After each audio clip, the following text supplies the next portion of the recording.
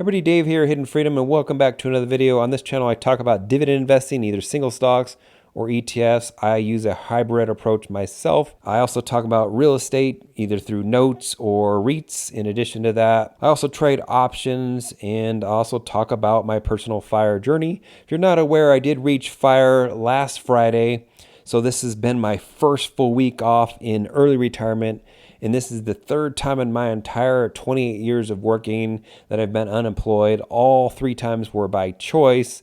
And it's been great. Some funny things happened this week. So I'll share that either on this channel or on the other channel. So if you're not aware, I do run a second channel as well. Please support that second channel because I'll be making more videos over there when I hike the Appalachian Trail here in about a month or so. So what are we going to talk about in this video? We're going to talk about SPHD because SPHD is on fire. If you're interested in seeing future videos like this, please go ahead and like and subscribe. Set that bell notification so you get notified when I send out a future video. Let's go ahead and get started. So SPHD, I have not ever done a video on SPHD, although I have trashed this ETF for years.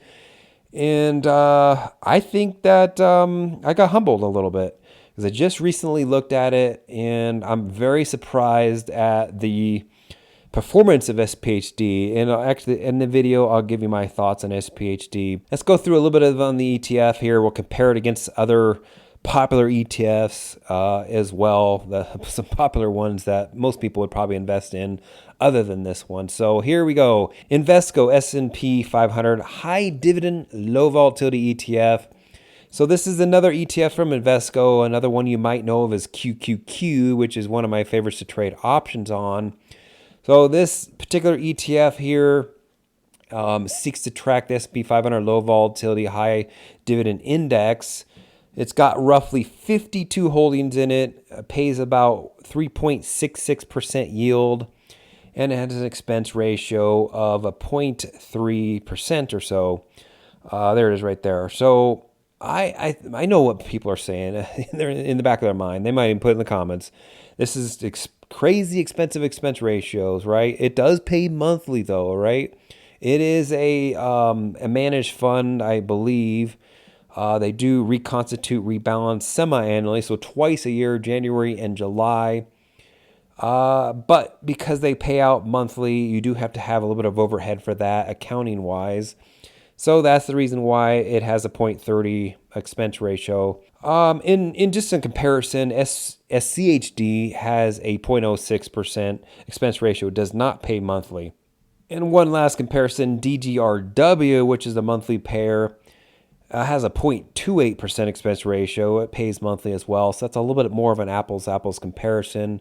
So that's basically what you get with something like this. It pays monthly. You're going to pay a little bit more for it in expenses to get that monthly payment. So taking a look at the holdings here, we have utilities at 21%, consumer staples at 19%, real estate. Oh, look at that, 12% of real estate. That's a crazy amount of real estate.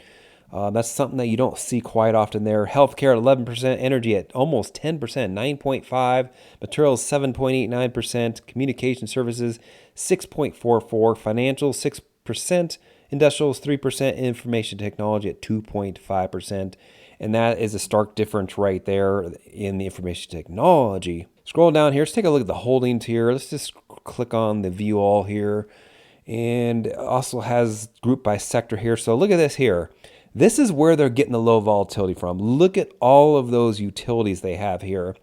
Now, they have some pretty good ones in here. Don't get me wrong. ED, SO, Duke, those are pretty darn good there. But they also have some junky ones in there as well. And we'll touch on that here in a second there.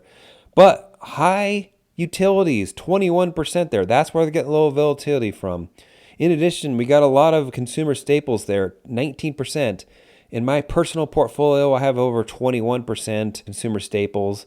So what do we have in here? We got Altria in here. We got Kraft Heinz, Philip Morris, Kellogg, what's Campbell Soup, Walgreens, General Mills, Coca-Cola, Kimberly-Clark, the gasket maker there. Those are okay, but I still think that they left some of the best consumer staples out. I guess it is what it is, right? Look at this here. Look at all of these real estates in here. I mean, look at this. This is a lot of REITs. I don't think I've ever seen a dividend ETF with this many REITs, let alone, like one REIT really. But they have some pretty good ones. They got, this FRT here, which is a king. They got this Realty Income up here at the top, which is the one I have in my dividend portfolio. And that is a Dividend Aristocrat. And then there's some other ones here that I'm not really familiar with. Rel Tower, let's see here, Health Peak, Boston Properties. I'm not really familiar with any of those. I'm not really much of a REIT person. I do think that they play a pivotal role in your portfolio, but you really need to not go hog wild on them and chase that yield because they are a dime a dozen. Healthcare down here, we got some AbbVie in there. We got Bristol Myers, Cardinal Health, Merck, Gilead, Amgen. So those are pretty well-known companies. No Johnson & Johnson in there. No Pfizer in there. So I would say that some of these are biotech, I think. I think Amgen and Gilead are more biotech. But they're still pretty good holdings. Let's see here. Energy, we got WMB, which I've not heard of. Williams, yeah, I've never heard of that one. Kinder Morgan, which is more pipeline gas. And then you got one traditional energy player there with Chevron. Materials, so we got Newmont Mining there. We got IP, International Paper, Amcor, and then we got packaging, which I'm not familiar with either. Let's see, what do we got for communication services? We got Verizon, OMC, Omicron. Sounds like a beer virus stock to me, or Omicron. And we got AT&T there, which just finished that spinoff with Warner Brothers. And I actually sold my Warner Brothers stock and bought more T. Financials, what do we got here? We got Prudential, is more of a insurance company. We got Bancorp there, US Bancorp. We got Citigroup, and we got Trustee Financials. I've never heard of that one either. Industrials, all right, so we got 3M there. That's pretty darn solid. We got Lockheed Martin there. More of a defense sector type play. I wouldn't necessarily call that industrial, but it kind of fits in that sector. Information technology, look at this here. We got one stock in there, and it's IBM. No Apple, no Intel, no Microsoft, no Cisco. But we got IBM. Pays a pretty good dividend, and honestly, it's been on a pretty darn good run lately as well. So I'm not going to complain about that. They just don't have a lot of information technology, and that's part of the reason why it's low volatility. So taking a look here at the dividends, pays about what, 3.66% at this time. And we kind of look here. So here's 2020. We had the the pandemic kind of started right around this time frame right here. Companies really didn't start cutting their dividends right away. A lot of companies kind of waited a little while, and then things kind of just caught on and then spiraled out of control, and then companies started cutting their dividends, and you kind of see that here kind of dropping from 15 cents down to 14 cents. Then you get up to 2021 and it even gets worse, 14 cents drops down to 12 cents, 11 cents. And because of that, if you look at the CAGR on it, the CAGR is actually pretty ugly. So we have the 3-year at minus 2%, 5 years at basically 0.3%, and the trailing 12 months is a minus 11%. So what you're not going to get out of this particular ETF is a good CAGR, or really any CAGR at all. Looking here at FinViz, look at this here though, okay? SPHD kind of traded sideways, and then it kind of went on a run here. And ever since the beginning of the year, pretty much, it's gone on a run. And look at this. It's up 8.75% year to date. And we'll compare that against other stocks like VYM, for example. VYM is only up 1%, which is actually pretty darn good. And part of the reason why VYM is up because it lacks a lot of the big tech, and tech is down big right now. It doesn't have Microsoft, doesn't have Apple, and guess what? That is part of the reason why VYM is up. In addition, it also is pretty heavy in energy as well. And so the lack of big tech and the overexposure to energy is keeping VYM up.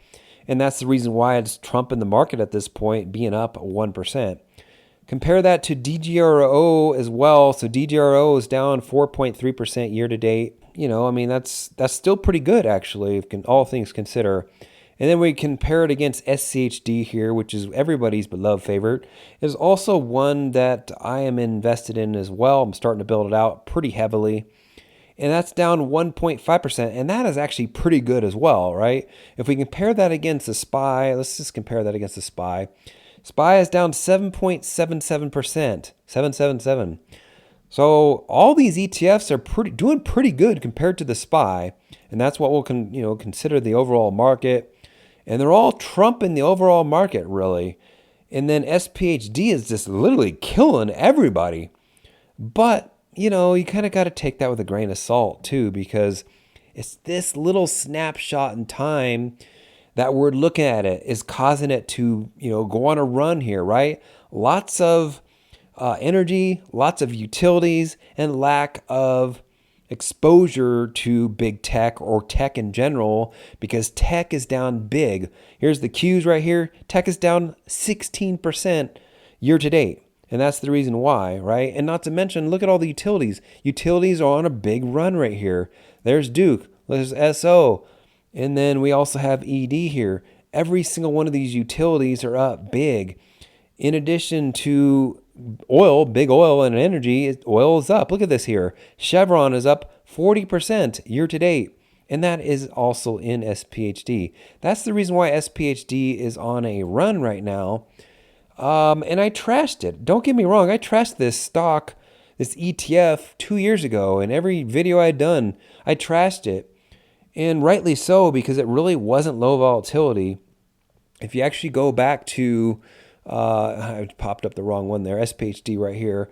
This stock's gonna run. This ETF's gonna run here. And if you go back and look at the history, and we're gonna look at that here in a second. Look at kind of compare it against the last 4, 5, 6, 7 years, something like that, against some popular ETFs, against the overall market. And it really depends on when you buy this ETF, right? So we're looking at the fund overlap. So this is ETFRC.com. And I'm just comparing SCHD against SPHD. 16 of the holdings that are in SCHD are in SPHD. So you have a little bit of overlap there, but not too much. What are we looking at here? We're looking at the actual fund comparison here. SPHD against SCHD going back to 2012. And it looks like that SCHD is, I wouldn't say it's doubling, but it's pretty darn well. It's pretty substantial. $10,000 in SPHD would be $28,000 from 2012 to now. And if you're in SCHD, $10,000 would have turned into $37,000. This dip right here was 2020, roughly about February, March. And you can see by looking at the dip here, just the drastic dip, that SPHD dropped even more than SCHD did. So that's part of the reason why I trashed that stock a lot, I keep calling it a stock. That's the reason why I trashed SPHD ETF a lot, was because it was not low volatility in my opinion. And I really think that it really depends on when you buy this stock. All right, comparing SPHD against DGRO, another popular ETF there. And looks like that DGRO wins out. $10,000 invested. We'll just do dividends reinvested. $10,000 invested turned into $21,000 since 2014, and then DGRO $10,000 would turn into $25,000. So pretty much still blowing it away. And look at the drop there. The drop was even significantly less in DGRO than it was in SCHD, let alone SPHD, which even had a larger drop than DGRO. Like I said, it didn't appear to be low volatility. Here's another comparison. We'll compare SPHD against VYM there. So this is going from 2012. $10,000 turns into $28,000 in SPHD. Dividends reinvested. VYM here since 2012. $10,000 turns into almost $31,000. And that's significantly a lot more. Not significantly. That kind of makes sense because VYM does kind of lack in big tech as well. I would almost compare like VYM closer to SPHD than all the other dividend ETFs out there because it lacks a lot of that big tech, and that's part of the reason why it's not down as much right now. In addition, it has a little bit more utilities and or financials and or also energy right now. So that kind of makes sense to me. And then we compare SPHD against SPY there, and we got $10,000 on SPHD turns into $28,000, dividends reinvested, and then the SPY, $10,000 turns into $37,000. The pronounced drop there in 2020 looks very similar, and actually almost, I want to say the SPHD looks like it even dropped more than the SPY did. And like I said, that's the reason why I don't think it's low volatility despite the name. So what are my thoughts on SPHD? So SPHD, I've been trashing for 2 years, pretty much straight. But I have to say, it's gained a lot of respect from me. Just recently looking at it, the low volatility was part of the reason why I didn't like it, because it didn't appear to be low volatility at all. In 2020, this thing dropped a lot. And not to mention, it's also filled with a bunch of red-headed stepchild holdings, right? A lot of these stocks in here are solid. Don't get me wrong. A lot of these stocks I do own. Don't get me wrong. But a lot of these I would not own. I would say that some of these stocks in here are kind of just, mediocre. They're not the best of the best, right? So that's part of the reason why I had an issue with it. Now, granted, we cannot discount that this ETF has gone on a major run here, but I also think that is temporary. Once tech comes roaring back, I think all the other ETFs, with the exception of maybe VYM, are all going to outperform SPHD. So I don't know who should get into this stock. I think somebody that wants to get a monthly payment out in this stock, 3.66% yield there, somewhat low volatility. But I don't know how, in a market decline, like I'm talking about like a major crash or something like that, I do think that this will pull back pretty hard.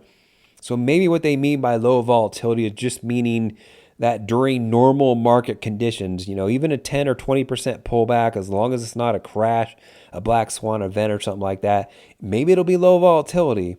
But, basically I want to say they've proved me wrong. So I'm not going to invest in this ETF personally myself. I'm not totally 100% against it, but the reason why I'm not is because I think it's too late. I don't think right now is the time to be getting into this. The time to be getting in it was back here, right? Or even maybe right here. Of course, it's always everybody left of the screen can say, oh, I should have got back right here. But that said, the market, the Qs are down like 17%. The SPY is down, 7% this year. I don't think now's the time to be getting into this. I actually think that there could be, once the market comes back, I do think that this is going to underperform the market. SPY and the Qs, once the Qs come roaring back, the lack of tech in here, I think that all the other ETFs, maybe with the exception of VYM, SCHD should outperform SPHD. DGRO should outperform SPHD, in my opinion. So I think people that need a little higher yield, they want to get paid monthly, are okay with the expense ratio, okay with the red-headed stepchild holdings in this particular ETF. I think that they'll do okay with this one. I don't consider this an income ETF because they're not doing options, but some other people might. If you need a monthly payment, this could be another option for you. You might also want to take a look at DGRW as well. So let me know, would you buy SPHD after watching this video, or do you already own it? Let me know down in the comments. Anyways, appreciate you watching, and we'll see you next video.